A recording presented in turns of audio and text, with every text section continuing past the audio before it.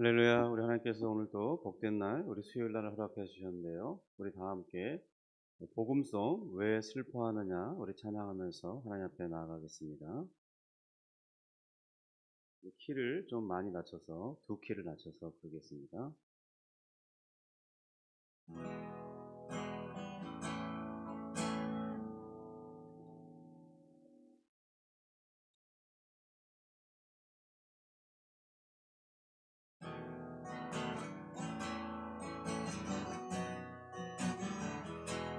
왜 슬퍼하느냐 왜 슬퍼하느냐 왜 걱정하느냐 무얼 두려워하느냐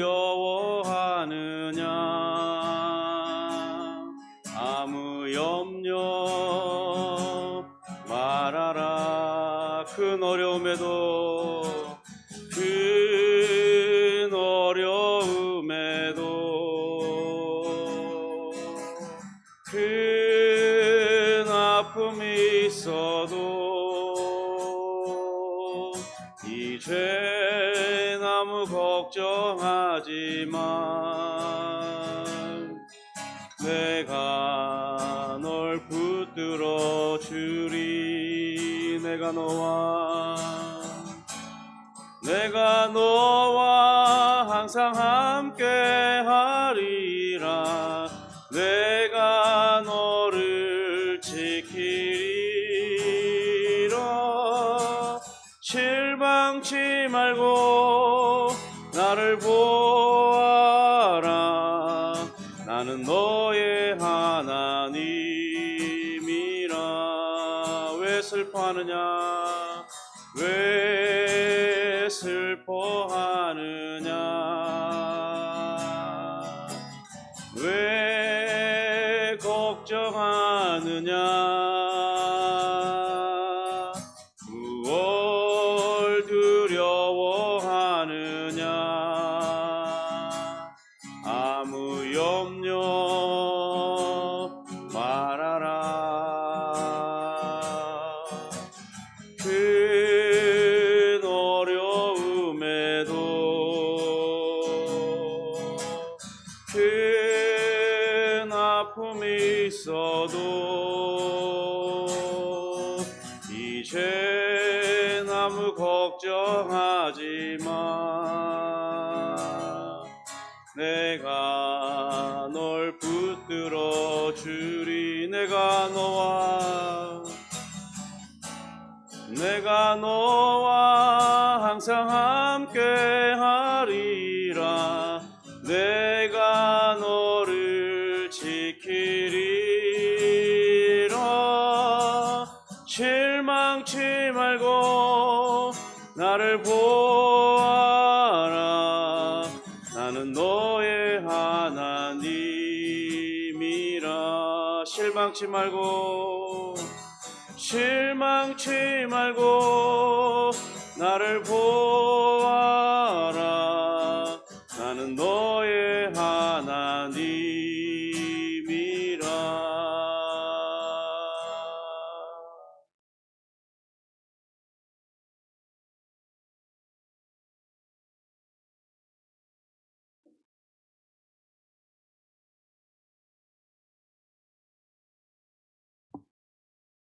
우리 사도신경으로 우리의 신앙을 고백하겠습니다. 전능하사 천지를 만드신 하나님 아버지를 내가 믿사오며 그 외아들 우리 주 예수 그리스도를 믿사오니 이는 성령으로 잉태하사 동정녀 마리아에게 나시고 본디오 빌라도에게 고난을 받으사 십자가에 못 박혀 죽으시고 장사한 지 사흘 만에 죽은 자 가운데서 다시 살아나시며 하늘 오르사 전능하신 하나님 우편에 앉아 계시다가 저리로서 산자와 죽은 자를 심판하러 오시리라.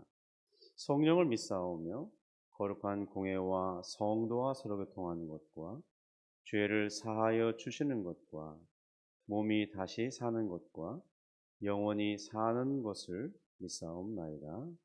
아멘.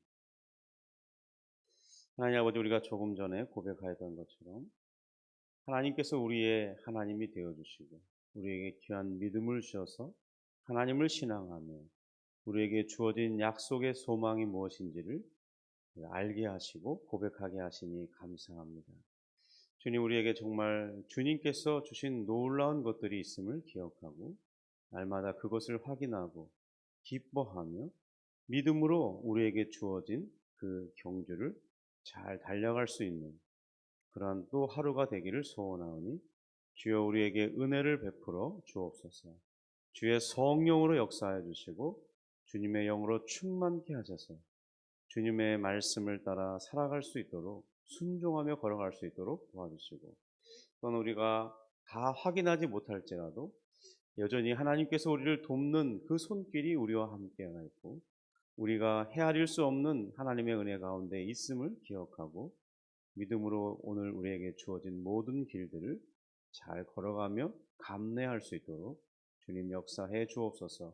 주님, 우리가 또한 감사함으로 깨어있게 원하오니 주님 여러 가지 많은 감사한 일들을 있게 하시고 그것으로 말미암아 우리 하나님을 힘있게 찬송할 수 있도록 역사해 주옵소서.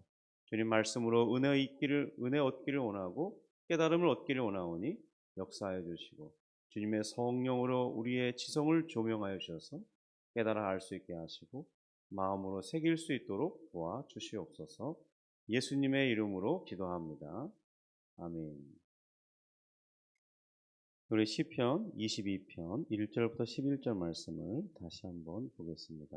시편 22편 1절부터 11절 말씀입니다.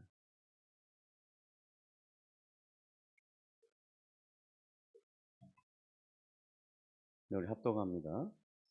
내 하나님이여 내 하나님이여 어찌 나를 버리셨나이까 어찌 나를 멀리하여 돕지 아니하시오며 내 신음소리를 듣지 아니하시나이까. 내 하나님이여 내가 낮에도 부르짖고 밤에도 잠잠하지 아니하오나 응답하지 아니하시나이다. 이스라엘의 찬송 중에 계시는 주여 주는 거룩하시니이다. 우리 조상들이 주께 의뢰하고 의뢰하였으므로 그들을 건지셨나이다. 그들이 주께 부르짖어 구원을 얻고 주께 의뢰하여 수치를 당하지 아니하였나이다. 나는 벌레요 사람이 아니라 사람의 비방거리요 백성의 조롱거리니이다. 나를 보는 자는 다 나를 비웃으며 입술을 삐죽거리고 머리를 흔들며 말하되 그가 여호와께 의탁하니 구원하실 걸 그를 기뻐하시니 건지실 걸 하나이다. 오직 주께서 나를 모태에서 나오게 하시고 내 어머니의 젖을 먹을 때에 의지하게 하셨나이다. 내가 날 때부터 주께 맡긴 바 되었고 모태에서 나올 때부터 주는 나의 하나님이 되셨나이다. 나를 멀리하지 마옵소서. 환난이 가까우나 도울 자 없나이다. 아멘. 우리 현재의 환경이 너무나 자신에게 괴로움을 불러오는 그런 상황이라 낙심이 될 만하다면 글쎄요, 저라면 자포자기하지 않을까 싶기도 합니다. 그런데 우리 어떤 큰 공지에 몰렸는지 잘 알 수는 없지만 다윗은 자신이 벌레여가지고 이 사람들의 비방거리와 조롱거리가 되었다고 할 만큼 자신은 지금 위태로운 처지에 놓였다고 고백하고 있습니다. 6절에 이렇게 말하죠. 나는 벌레요 사람이 아니라 사람의 비방거리요 백성의 조롱거리입니다. 사실 이 정도라면 믿는 자라도 그 환경을 극복하기는 쉽지 않을 것 같습니다. 왜냐하면 자기 자신을 가리켜 구더기와 같다 그렇게 말하고 있고 사람들이 가만히 있는 것이 아니죠. 그런 처지에 이른 내 자신을 보면서 손가락질하면서 지금 비방하고 조롱하고 있으니까요. 그럴 때 과연 우리는 어떻게 해야 하겠습니까? 다윗은 낮과 밤을 구분하지 않고 주께 부르짖으면서 자신의 이런 상황에서 건져주시기를 기도해왔다고 고백하고 있습니다. 그렇지만 그렇게 기도하고 있는데 몇 날 며칠이나 기도했을까요? 일주일, 열흘, 한 달? 꽤 상당한 시간을 기도했겠죠. 그런데 상황이 나아질 기미가 보이지를 않는 것이죠. 그리고 그런 시간들이 지나감에 따라서 이제 하나님도 나를 멀리 하시는 것 같은 느낌이 강하니까 이제 나를 버리신 것처럼, 그리고 자신을 꽤나 멀리 하시는 것처럼 느껴지기까지 하는 겁니다. 우리 1절, 2절을 다시 한번 읽어볼까요?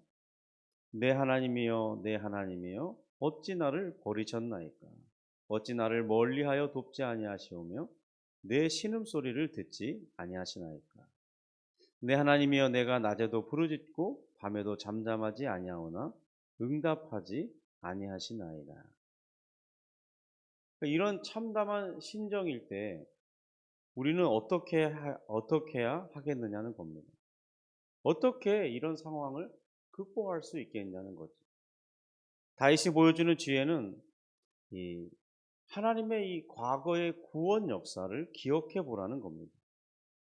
과거에 자신의 조상들에게 큰 구원의 그 능력을 나타내신 그 사건을 회상해 보라고 조언하고 있습니다. 그때 그 하나님이 지금 자신이 믿고 있는 그 하나님이시기 때문에 동일한 하나님이시죠. 우리 3절부터 5절을 다시 한번 읽습니다. 이스라엘의 찬송 중에 계시는 주여, 주는 거룩하시니이다. 우리 조상들이 주께 의뢰하고 의뢰하였으므로 그들을 건지셨나이다.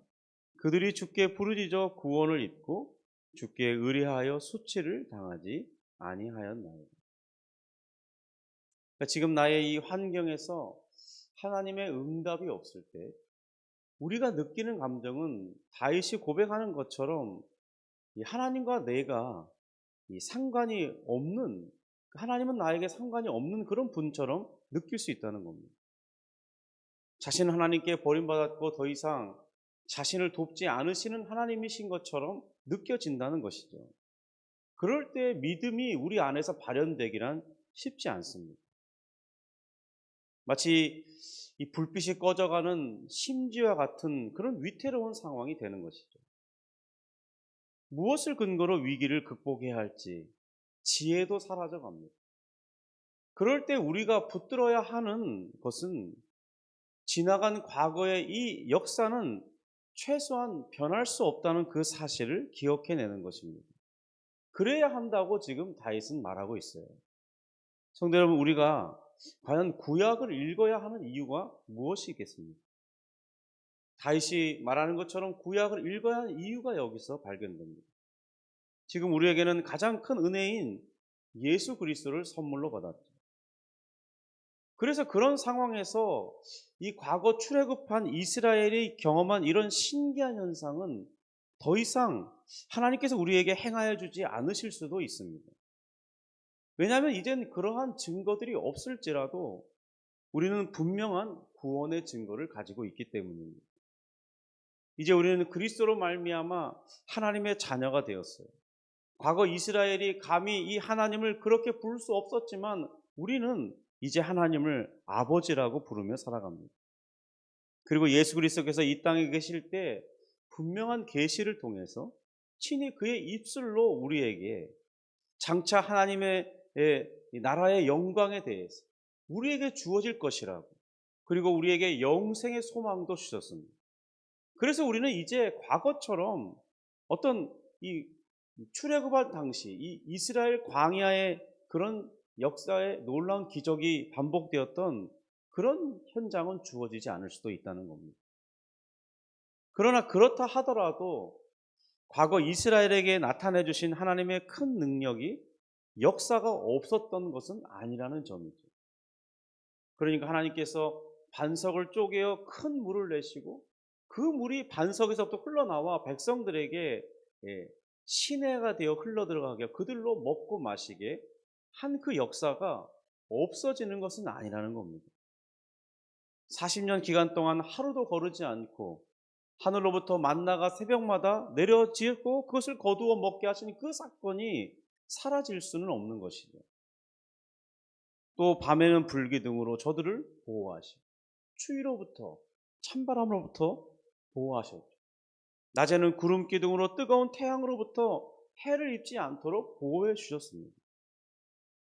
그런데 그런 놀라운 능력을 잊고 40년을 살다가 간 이스라엘은 과연 어떤 존재였습니까? 저들은 불평하는 존재예요. 늘 하나님을 원망하기 때문에 하나님께서 저들을 향해서 너희는 목이 곧은 백성이라고까지 하셨습니다. 그런데 그런 목이 곧은 백성이라고 책망받는 그들이라도 하나님께서 40년을 이렇게 신실하게 거두셨다면, 그 역사의 사실이 변하지 않는다면, 지금 그 하나님을 믿고 있는 나에게 지금 당장 어떤 증거들이 나타나지 않는다 하더라도 우리는 그 과거의 역사들을 통해 하나님을 기대할 수 있는 분명한 근거들을 가지게 된다는 것입니다.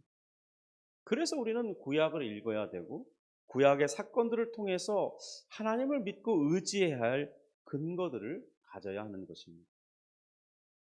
신명기 8장 2절 3절을 보시면요, 왜 하나님께서 이스라엘을 그렇게 대우하셨는지, 여러 가지 어려움을 허락하시는 중에 또 놀라운 기적들을 허락하시고 그런 세월들을 광야에서 보내게 하셨는지에 대해서 그 이유를 설명해 줍니다. 신명기 8장 2절 3절입니다. 내 하나님 여호와께서 이 40년 동안에 내게 광야 길을 걷게 하신 것을 기억하라.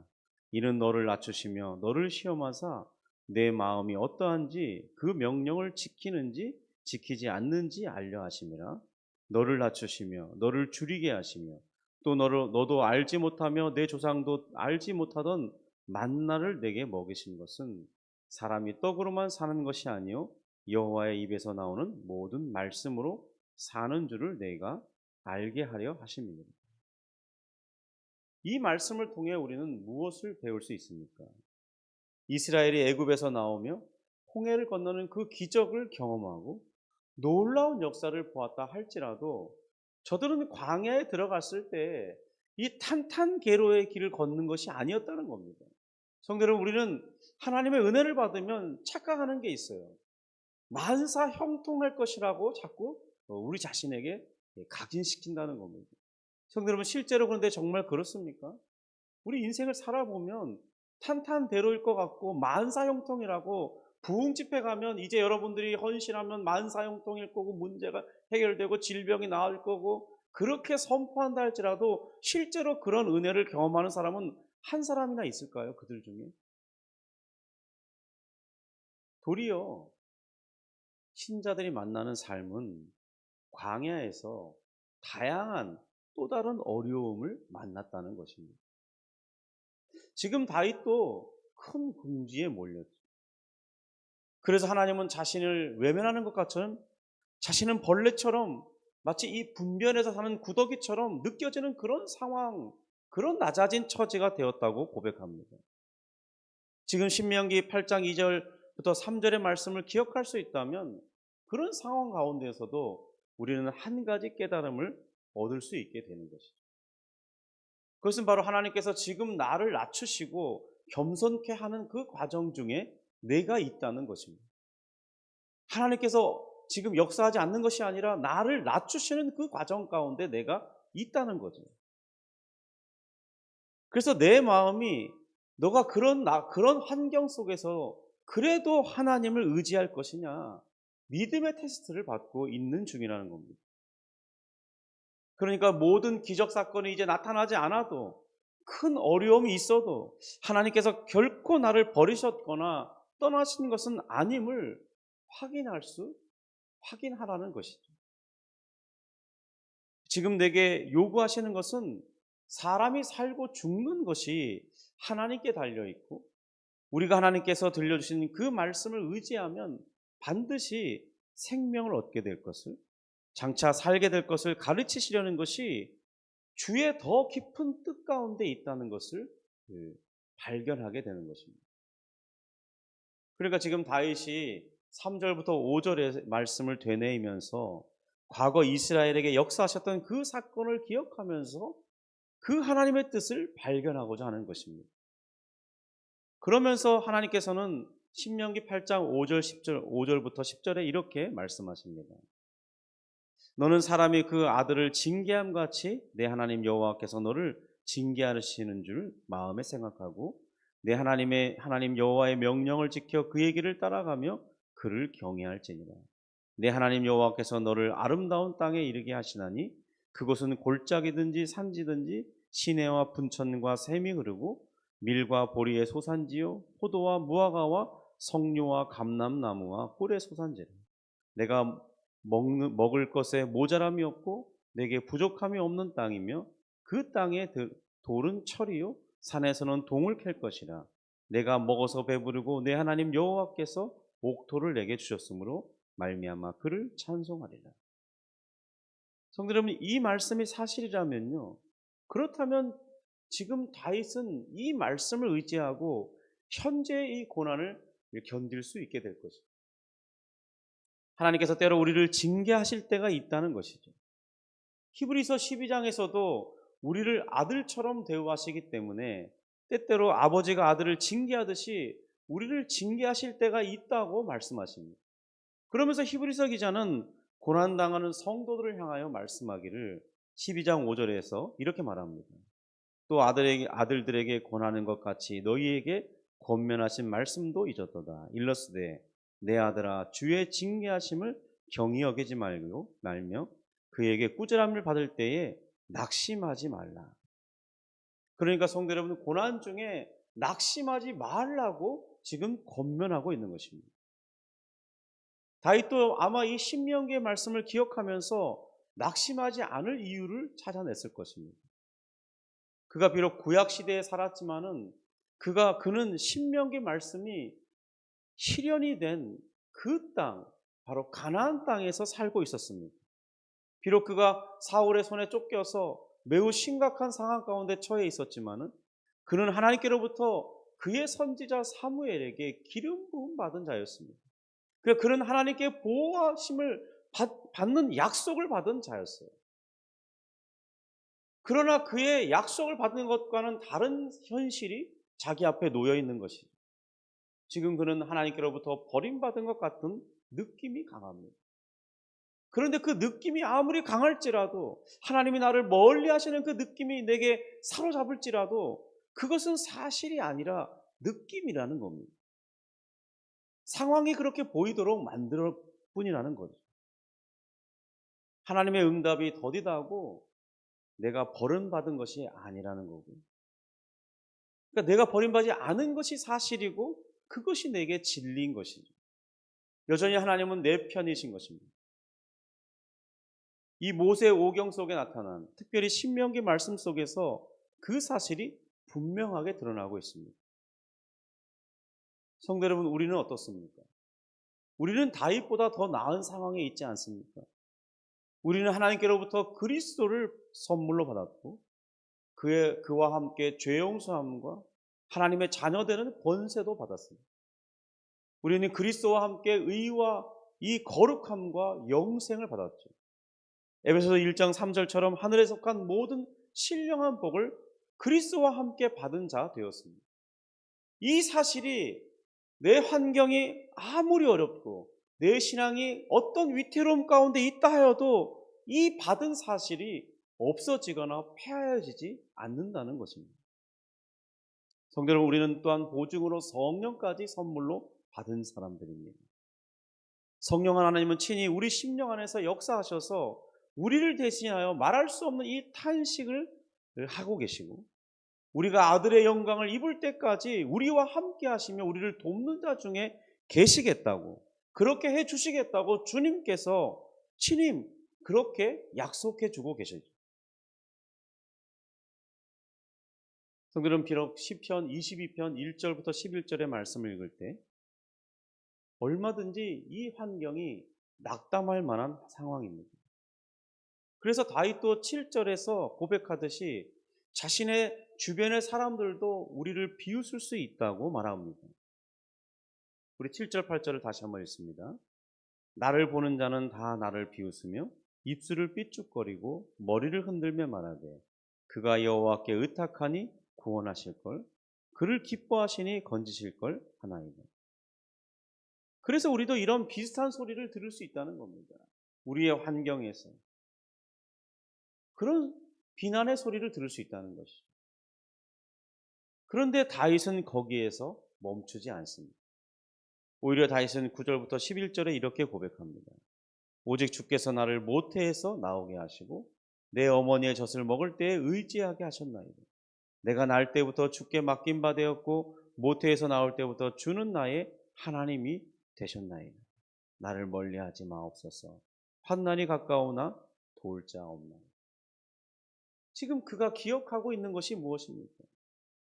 지금 내가 이렇게 살고 있고 이렇게 내 인생이 살아가는 것은 하나님께서 나를 하나님을 의지하도록, 그리고 하나님이 나의 하나님이 되어주셨기 때문에 이 자리에 있다는 것이죠. 이 환경이 척박하고 아무도 도울 자 없고 하나님도 나를 외면하신 것 같은 환경일지라도 하나님이 나를 여기까지 이끌고 계시다는 거예요.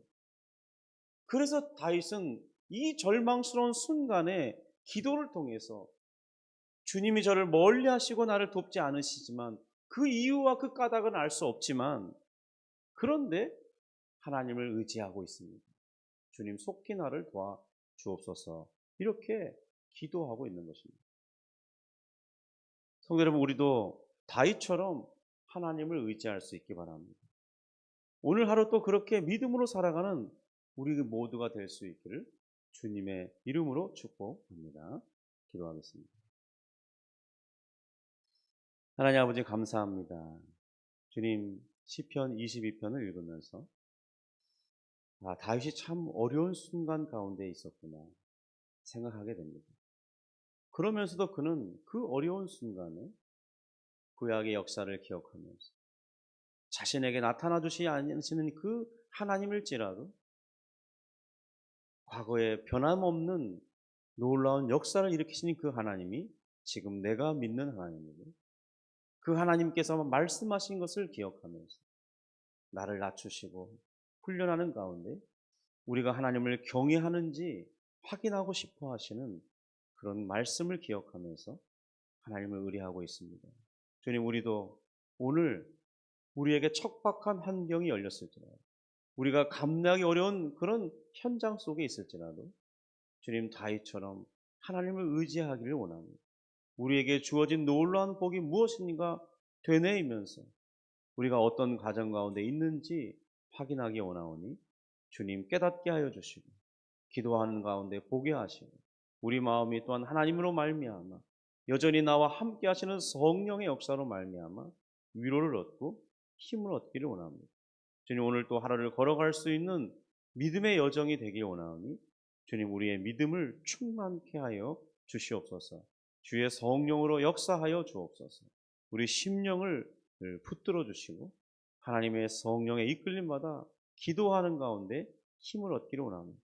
우리의 여러 많은 소원들이 있사오니 그 소원이 아뢰할 때 하나님 응답의 역사를 바라보게 하시고, 그건 실제로 우리 현장에서 그것이 나타남으로 열매들을 봄으로 하나님께 영광을 돌릴 수 있도록 은혜를 베풀어 주시옵소서. 예수님의 이름으로 기도합니다.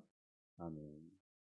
하늘에 계신 우리 아버지여, 이름이 거룩히 여김을 받으시오며 나라가 임하시오며 뜻이 하늘에서 이룬 것 같이 땅에서도 이루어지이다.